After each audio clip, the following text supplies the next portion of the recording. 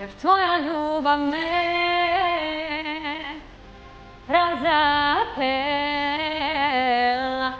odriješila me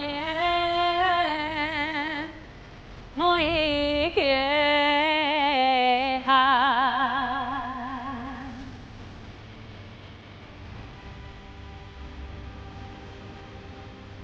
Sve dok mi bol srca mi moj, ova žena zna da ti pripada.